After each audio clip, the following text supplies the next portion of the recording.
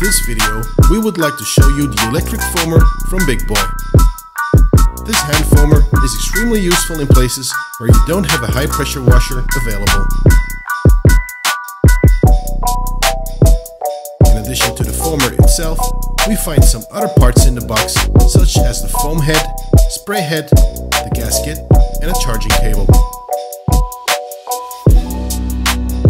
You can charge the internal battery of the foamer by loosening the rubber cover at the bottom and connecting the supplied cable. To make the foamer ready for use, first apply the gasket. Then tighten the head. Because we're going to foam, we now use the foam head. Now unscrew the top of the foamer.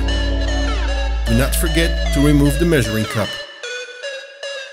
For an entire car, we pour 1 measuring cup of foam shampoo into the foamer and then dilute it with water. It is important to find a good foam to water ratio for optimal foam.